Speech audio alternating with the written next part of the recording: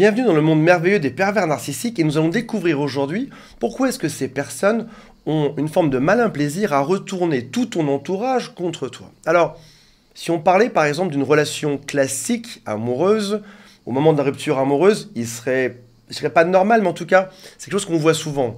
Dire un peu de mal de l'autre à ses propres amis. On le voit souvent, quelque chose de classique, pas forcément ça, mais en tout cas, ça s'observe. Mais ce genre de personnes perverses narcissiques ne font pas que ça. Elles ne disent pas que du mal de toi à leurs amis.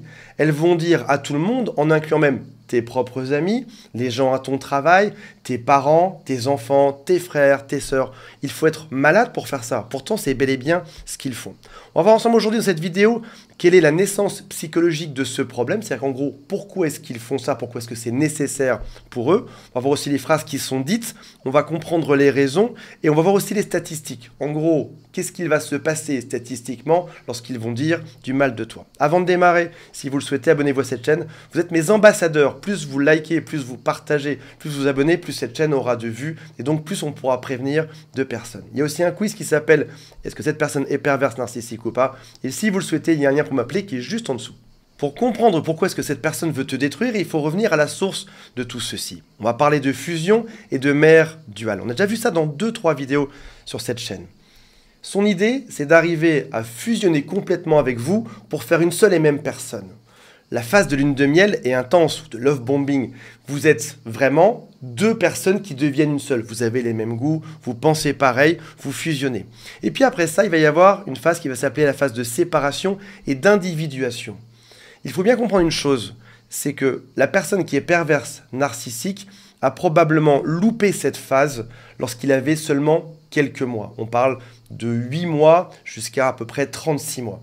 La phase avec la mère qui te prend dans les bras, avec laquelle tu ne fais qu'une seule et même personne, avec laquelle tu fusionnes. Puis la phase de séparation, en gros c'est l'enfant qui sait marcher tout seul, c'est la mère qui peut changer de pièce sans que l'enfant ait peur, c'est le moment où l'enfant comprend qu'on est deux personnes différentes. Cette phase s'est mal passée chez la personne qui est perverse narcissique. Je vous fais vraiment les grandes lignes. Comme il n'a jamais réussi à se séparer symboliquement et physiquement de sa mère, il est coincé dans une forme de cycle qu'il va devoir répéter. Il va devoir retenter de fusionner avec quelqu'un pour ensuite tenter de s'en séparer. Tu deviens donc, que tu sois un homme ou une femme, tu deviens sa mère duale. Quelques mois de fusion intense ensemble, puis la tentative de destruction pour vous séparer, pour finalement le libérer enfin. Ça ressemble finalement beaucoup à une crise d'adolescence. Un adolescent est une personne qui est sur les derniers pas de la séparation avec ses parents et à devenir un individu autonome. Comment se comporte un adolescent? Globalement, il déteste ses parents, il les critique, il va faire des fugues, il se pense victime, il pense que l'autre ne comprend rien, ce qui est nécessaire pour lui. Il tente enfin de faire son propre avis et de voler de ses propres ailes. Cette personne qui est perverse narcissique essaye de refusionner puis de se séparer. Ça aurait pu fonctionner, en tout cas c'est ce qu'il pense, parce qu'il va reproduire ça de relation en relation. Ça aurait dû fonctionner. Malheureusement, on comprend bien une chose, si ça n'a pas fonctionné dans l'enfance, c'est pas avec toi ou avec quelqu'un d'autre que ça marchera. Il faudrait penser le problème différemment. Il n'a pas réussi à retrouver son autonomie, sa liberté, et donc maintenant, il doit te détruire en se disant « je dois enfin retrouver ma personnalité en détruisant l'autre pour obtenir ma liberté ». Et donc, il fusionne et il te détruit par la suite. Tu remarqueras une chose, c'est que ce besoin de te détruire a eu lieu avant la rupture amoureuse, mais elle a aussi lieu après. En gros, après la phase de lune de miel, il a commencé à te rabaisser, à te critiquer. Ça a continué tout le long, et même après la rupture amoureuse, en disant du mal de toi aux autres, il continue de te détruire. Il est juste sur une seule et même lignée qui a toujours existé. Dans sa tête, le mal qu'il ressent depuis toujours, il est causé par toi. Il n'arrive pas à réaliser qu'il est lui-même la cause de son propre problème.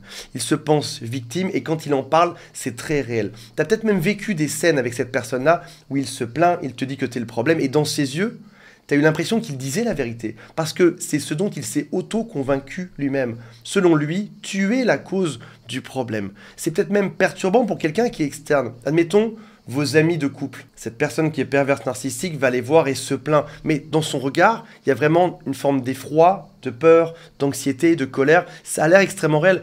Là, à ce moment-là, ce n'est pas qu'un acteur, c'est un acteur qui vit sa propre vie ou qui s'est inventé une vie qui semble si réelle qu'il devient extrêmement convaincant là-dedans. Il va dire des phrases toutes simples comme par exemple « Voici ce qu'il m'a fait, voici ce qu'elle m'a fait, voici ce qu'il a dit ».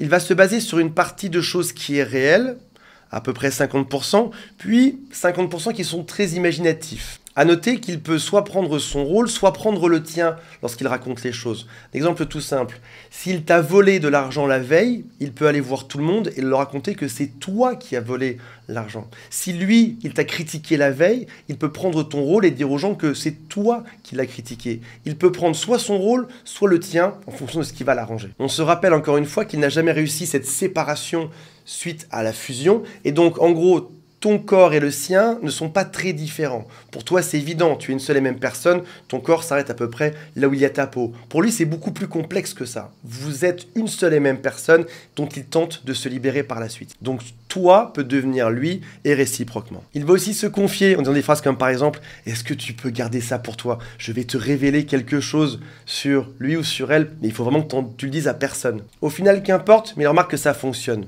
Soit cette personne va penser que c'est vraiment secret et donc va en faire un secret d'une grande importance pour lui, ou alors cette personne ne saura pas garder sa langue et donc va le dire à tout le monde. Mais dans les deux cas, ce sera bénéfique pour lui de dire ce genre de phrase. Il peut aussi y avoir de manière très fréquente des posts sur les réseaux sociaux qui peuvent être assez énigmatiques. Il n'aime pas te citer en direct, il préfère jouer la victime de manière générale. Ça peut être des poèmes, des citations, des grandes phrases qui partent un peu dans tous les sens. Parfois c'est un peu plus précis. Certains d'entre vous savent que j'ai souffert dernièrement, je ne peux pas tout vous révéler aujourd'hui, mais bientôt ça arrivera, le temps voulu. En faisant ça, il continue juste le cycle de l'abus qui est naturel et qui a commencé il y a bien longtemps. Il tente de t'isoler, il aime bien te voir mal, c'est important pour lui, te détruire pour qu'il puisse enfin exister. Parfois même, en thérapie, il peut retourner le psychologue contre toi, de manière à ce que même le thérapeute te déteste. Et puis, lorsqu'il te détruit, ça prouve que ce n'est pas lui le problème. Le problème, ce sera toujours les autres, selon lui.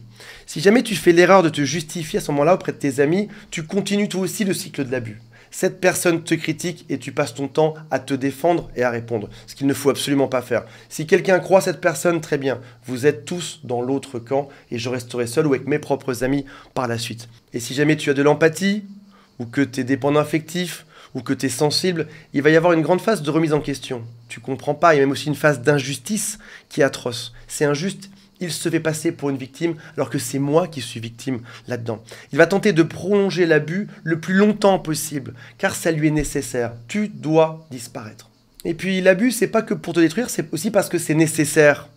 En jouant la victime, il va appâter une nouvelle proie. Comment est-ce qu'il va pouvoir trouver quelqu'un qui sera suffisamment crédule pour accepter ce qu'il dit, pour le croire? En jouant la victime, admettons que tu joues la victime devant 10 personnes. Peut-être un ou deux d'entre eux vont vraiment te croire, te prendre dans les bras, te consoler. C'est eux les proies potentielles. En tout cas, c'est comme ça qu'ils pensent. En racontant cette histoire abracadabrante, il va découvrir au plus vite qui est là avec beaucoup d'empathie. Il va pouvoir trouver une nouvelle cible qui sera capable de tout accepter, de le croire, de le soutenir et de tout lui donner. La proie idéale, elle est crédule d'une part et elle a beaucoup d'empathie d'autre part. Et peut-être que tu étais cette personne avant. Alors c'est dur à entendre et j'ai dû me faire la même réflexion sur moi-même, me dire j'étais aussi crédule, j'avais aussi beaucoup d'empathie, j'étais une espèce de bisounours qui croyait que tout le monde était gentil sur Terre, mais finalement, quoi de mieux que l'histoire de la victime pour tester rapidement une personne. La chose la plus perturbante là-dedans, c'est que certains n'iront jamais le croire, jamais. Ou ils diront oui, oui, bien sûr, ouais, c'est une sale personne, mais ils passeront à autre chose. Et malheureusement, nous, on y a cru. Il est donc important aujourd'hui de se dire, tout le monde n'est pas gentil, tout le monde n'est pas sympa. Il existe aussi des monstres déguisés dans notre société. Et il faut être vigilant. C'est pas être moins gentil, c'est savoir donner sa gentillesse aux bonnes personnes, à celles qui le méritent. Et dans tous les cas, se dire, dans le temps, je saurai à qui j'ai affaire. Voilà mes amis, j'espère que ça vous a intéressé. Il y a un lien pour m'appeler qui est juste en dessous et le quiz qui s'appelle « Est-ce que cette personne est perverse, narcissique ou pas ?» Salut à tous, bye.